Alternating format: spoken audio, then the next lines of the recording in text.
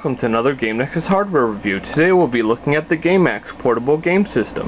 Basically, this is a Famicom clone in a portable. A Famicom clone, for those unfamiliar, is an illegal copy of the original Japanese NES system. And if we look on the back here,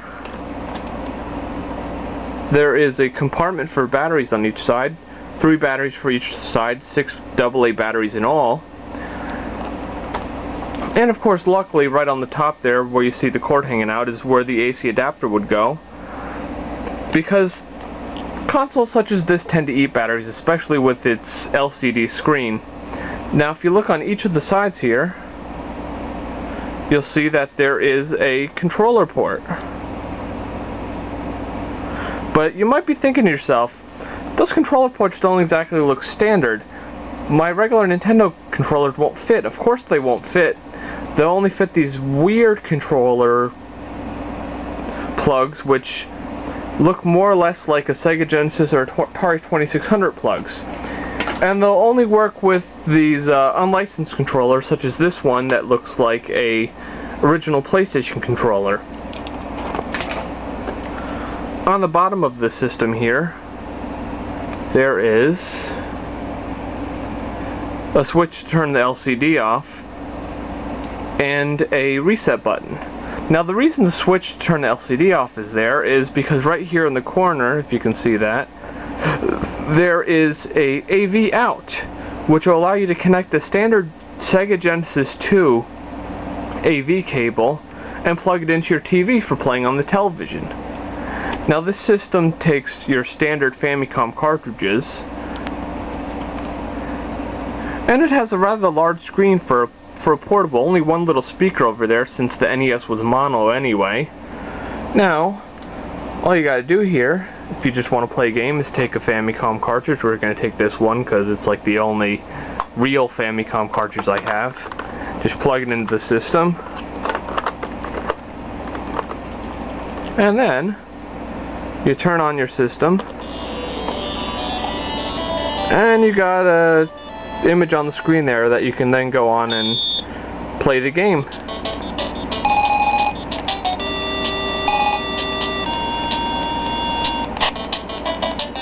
And just like on your TV, you'd be able to play your 8-bit game now portably. If we take a little close look how much the LCD will actually light up the inside of the system. The only thing I have to say about the screen here is it's a decent quality, but I've seen better. Now, if you take a look, we have a Nintendo game in the system, and you may be wondering how I did that. Well, I took this thing that was called the Super Converter. Basically, it converts our 72-pin Nintendo game into the 60-pin standard of the Famicom, so it fits right into our Game Axe.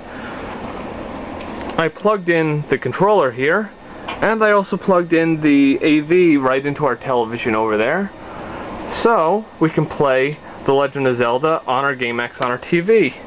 I also pushed the button to turn off the LCD because, strangely enough, if you have the LCD on and you have it connected to your TV, what'll happen is your TV will make a loud buzzing sound. I have no idea why it does that, but it stops doing that when you turn off the LCD. So let's just turn this right on.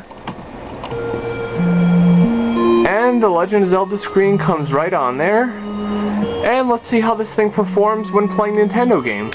As you can see, I made a game earlier just to speed stuff up a little bit. And we're just gonna get our sword just like usual. One thing I noticed with this when it came to certain fields in certain games is you can see kind of some of that stripe line effect that was seen in the Super 8 converter, but not nearly as much. I'd say maybe a quarter of what you saw in the Super 8 converter, and in most times it's not noticeable. But otherwise, as you can see here, everything's running well. If the game had slowdown on the NES, it's going to have slowdown here as well. Let's just take care of some of these guys here. I always like how the sword shoots in this game. I always hate it when I lose it, especially before you have the boomerang like I'm right now. Those guys in the water always tend to get me for some reason. Okay, take some of these guys out. Let me just get across the bridge here. I always find it weird how the first dungeon in this game is in an old dead tree with a big mouth, and you're like going into its mouth.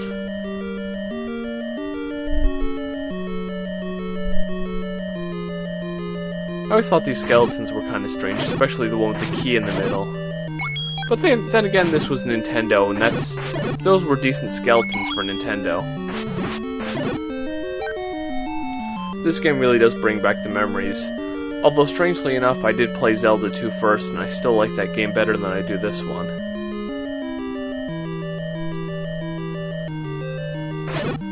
Take care of these bats. Bats are always easier with the boomerang, when you eventually do get it. There's a key, and off to the next room. As you can see here, everything is running just as it should. There's no problems with the audio. I know some people have said certain Famicom clones can have problems running The Legend of Zelda, that's why I picked this game. Plus I just felt like playing this game again. I may eventually post my full playthrough of what you're seeing here. You're only going to see about half of the playthrough of this dungeon, because there simply wasn't enough time in this lengthy video for it. I always like that little sprite animation that's made when you kill something in this game. I just thought that was cool. But whenever I hear this music, I always think of the cartoon series, because this theme was always played in the background as a backing track. And this is a big room of bats. I really don't have to kill them, but I figured why not. And then take care of the last bat. And through the door. Now I could kill all these enemies and go through that door, but I know he says Eastmost Peninsula. That is the secret. I mean, I don't care. That was kind of weird how 3 of them got killed the same time when I struck them. Well, basically, this thing plays Nintendo games really good, as you can see from what you're seeing right now. I haven't found the single game yet that I have had any problems with it. So, it really is a good alternative for playing Nintendo, at least as a console. The next thing I wanted to show you is how various systems and AV sources can be inputted into your Game Axe. What we have here is the Xbox 360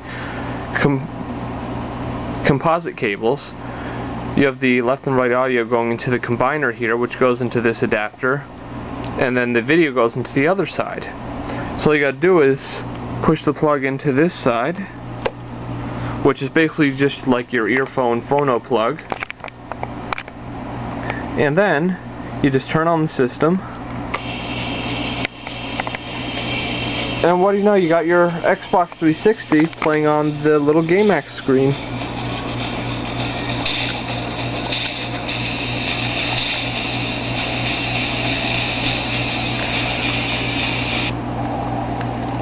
And of course this works just like it would on the 360, it's just displaying on this little screen.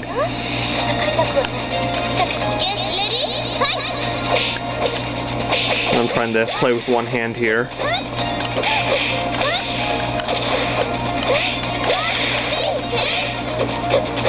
So basically, any system that has composite video can go into our Game Axe here. And you could easily... Oh, that was cool. And you can easily view them on this screen. Now, I won't lie to you, this isn't the best screen in the world. It basically gets the job done. No thanks. But basically, it will let you view your game and sometimes even play your game right on this little screen here. So that's a pretty cool feature. Another feature I wanted to show off here is that this system will actually play all your unlicensed cartridges, such as the Super 29-in-1 cartridge we have here. If you can see that, the game I'll be showing you is the one in the bottom left corner, which is Mortal Kombat 3. Strangely enough, there's a Samurai Showdown guy standing there, and let's take a look at this. So all we gotta do is turn on the Game Axe. Comes up with your Super 29-in-1 selection screen, and then you get to select any game you'd like to play on this cartridge. Of course, as I had mentioned, there's 29 games here, as you can see. Some of them are familiar, some of them are just games named different things than their real names. We're going to select Mortal Kombat 3. And if you notice, that's the Superman music playing there. I have a feeling that all the music in this game is lifted from other games. Or other things, really. The only reason this is 28 players is because every player of the 7 is multiplied 4 times, making a different color portrait. They play and look exactly the same. So, let's go ahead and select Sub-Zero here. And it always selects Liu Kang in the first round. It seems to go in some sort of order. The first thing I noticed when I played this game is that the graphics, in my opinion, for an 8-bit system are good. I think it looks good for something that really was never made to play anything like Mortal Kombat at all. The moves are alright. One thing you gotta watch out for is the computer's extremely cheap. That's why if you see here, I'm being extremely cheap as well, because that's the only way to win in this game. Because if I let Liu Kang come over to me, he's gonna like start doing all kinds of combos, and one thing to remember in this game is never get backed in the corner, or they'll beat your ass. Basically, Liu Kang will start pulling out crazy combos if you're in the corner. And he'll throw his little fireballs too. Playing with this controller that I have, the Game Player one, it's actually halfway decent. Trying to play with the controls on the Game Axe make this game very hard to play in my opinion. Now I was going to do the Street Fighter cartridge that I had mentioned in my Super 8 review, but that cartridge for some reason doesn't work at all. If you noticed right there was a little bit of an error in the animation. When I froze him, he had letters, and then when he bent down there he had letters. But as I was saying, that Street Fighter cartridge doesn't work at all anymore. I even swabbed it with some alcohol and no luck. But this game is, in my opinion, is really cool considering it's not a legal version of the game, and it has only 7 characters, as I said, multiplied 4 times. But the moves are pretty good for all the characters. Like you saw, Liu Kang had his fireballs, I have my ice. I don't know if I do it in this one, but you also have the ice that he throws over his head and it comes down from the sky as well. But, yeah, basically, it seems to play all my unlicensed cartridges and everything like that without a single problem, which is really good to see. And, yeah, this Mortal Kombat game is pretty cool. I might have a bigger video on this eventually as well, because it really just deserves one. And I'll have some more multi-cart videos and stuff as well. Okay, another thing I want to show you is this light gun that I have that works with the Game Axe. It has the same type of port that the controller has, and all these accessories, the AC adapter, the gun, and the control pad, I'd got with this, which is what that game player that was marked on the controller means. It's basically a Famicom in a controller, similar to the Nintendo ones, but this had the port on the back which allows you to use those controllers on your Game Axe. And this one, of course, is just pretty simple. So, what I want to show you is how the light gun works with our Game Axe. Of course, it really wouldn't work if you're trying to shoot the Game Axe, because that wouldn't really work that way. But we got the classic light gun game here, and we're gonna give it a go. So, let's take a look at it. Okay, so let's take a look how the light gun works here. Just have to push select, and then we go into our duck hunt. That's the same old duck hunt, you know, that's on my Super Mario Brothers duck hunt cart I got when I was really young, so let's get right into this.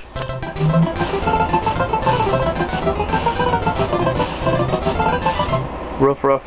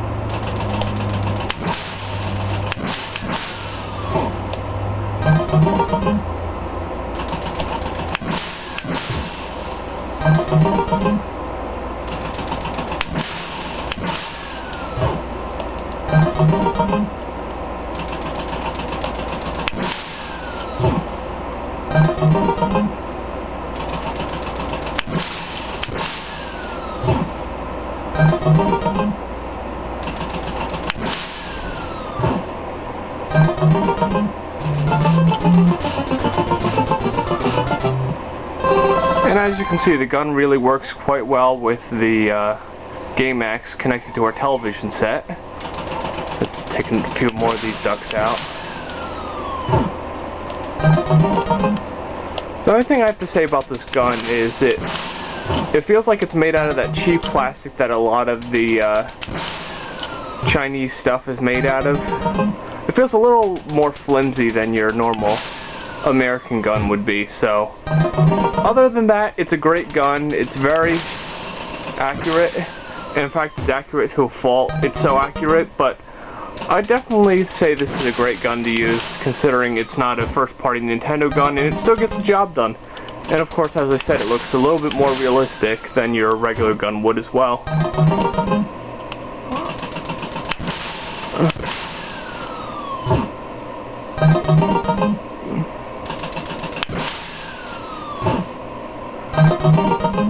And one more duck.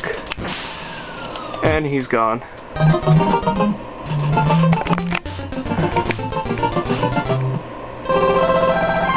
And that was really easy, of course.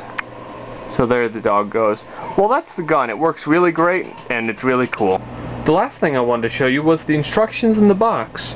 The instructions, for some reason, calls it the Super Game Axe, giving it the number FC868. And if we take a look inside here, there's a bunch of Japanese telling all about this thing, and then on the back there's just more Japanese. If you take a look at the box, which is really colorful like all these things are, in the corner there, if you look closely, your PlayStation fans will recognize that as Tomba. That's not a Nintendo game. I guess the company that made this figured it can display any system through AV, so we might as well show Tomba, even though you can't like directly play the game on here. And there's some Japanese. I have no idea what that says. On both of the sides, you just got your big Game Axe logo. On the bottom here, you see two games. Not exactly sure what games those are, but it says right there, 4 above best-selling games. Got some English, and then on the other side there's Donkey Kong 3 and some Japanese game. Then on the back here you got a bunch of English telling us all about our fantastic Game Axe portable we have here. The first line says, the first extra-size color portable game machine through AV line could become TV game machine. It is designed for both home and outdoor usage. You can use either 6 AAA batteries or external 9-volt AC adapter, which is wrong because it takes 6 AA batteries.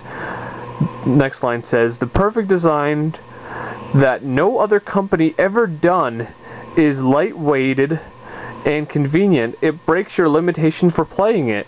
Next line says, with swappable cartridge, always enjoy new games with great joy.